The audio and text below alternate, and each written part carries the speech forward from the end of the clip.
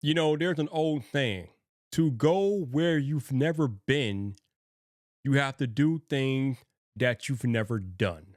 So, in this particular situation, I believe it is time for Bears general manager Ryan Poles to do something that he has never done before. It is time for Ryan Poles to exercise some ruthless aggression.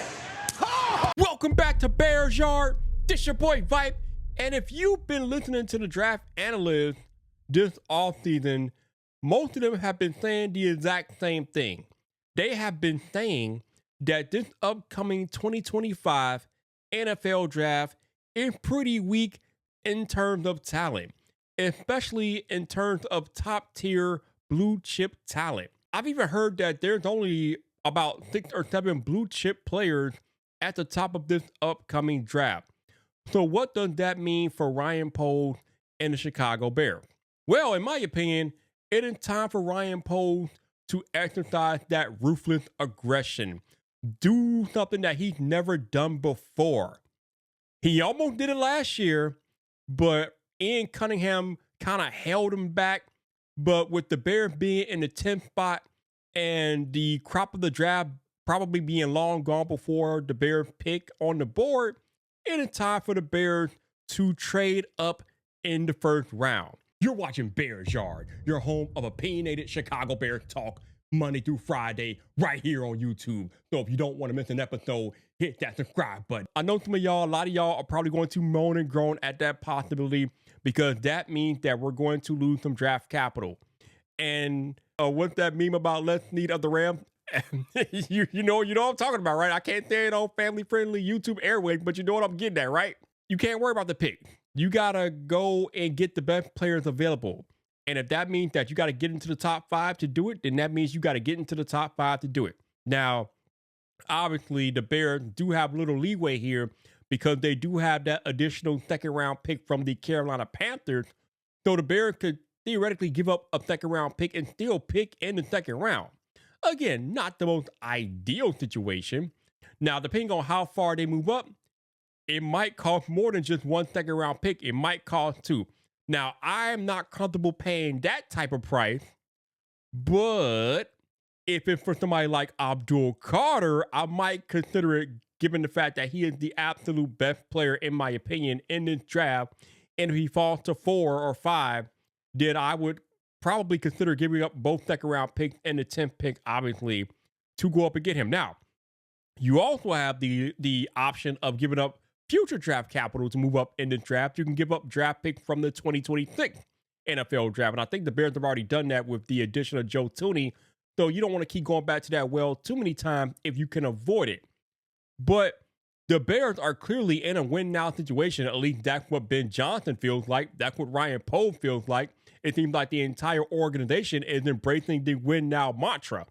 So there's nothing more win-now to me than getting very aggressive in this upcoming NFL draft. Ruthless aggression. Then the conversation becomes, well, who do you trade up for? Well, I had previously alluded to only 2 players in this draft that I would actually trade up for, that being Abdul Carter and Michigan defensive tackle Mason Graham. Those are definite blue chip players that you can trade up for and feel good about. But there's a third option that I know a lot of y'all are about to roll your eyes at, but you have to consider it. Yeah, I'm going to say it. The Bears could also trade up to get Boise State running back Ashton Jeanty. Now, there's a lot of chatter out there that the Bears are extremely high on him. My man Jeff from the Bears blog tweeted today or yesterday that there's a lot of people inside of Howland Hall that are in love with Ashton Jeanty. So we know that he is one of the top blue chip players in the draft. I think he's rated in the top 5 on most big draft boards. And I know what y'all are going to say. Well, Vipe, this draft is deep at running back. It does not make sense to give up draft capital to go up and get a running back when the draft is already so deep at the position. And yes, you are correct. However, there's Ashton Jeanty, and then there's everybody behind Ashton Jeanty.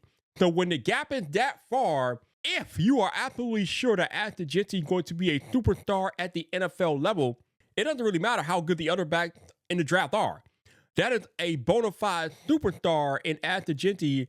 If you feel that comfortable, if you're Ben Johnson or Ryan Post, and you feel like Gente is a home run, no doubt about it, prospect, then yes, you have to consider trading up for him. Because if you feel that way about him, and given what I said about the draft throughout this video, that means other teams probably feel similar about Gente, and they might be willing to pick him higher than they normally would, given how good he is and how weak the draft is.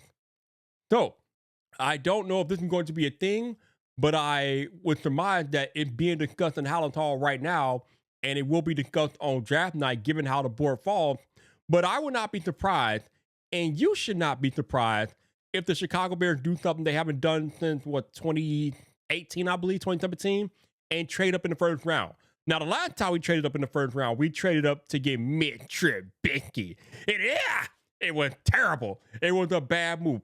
But that doesn't mean you stop trying to trade up to make your team better. And the options in this draft for trading up are much, much better than Mitch Trubisky. I mean, if the Bears trade up and walk away with either Abdul Carter or Mason Graham or Gente, I'm not sure how you could complain about that. I'm just not sure. Like, either one of those players will be an immediate impact player on your team. Whatever happens, I want to know your thoughts about the Bears potentially trading up in the first round. And speaking of your thoughts, I got one here from my man Brett. He said, way to go, Caleb. Follow the path of the greats. We're rooting for you. And that is alluding to the video I made yesterday about the headlines that Caleb Williams made with a recent comment in a magazine interview that he did, which you can find out more about in that video right there.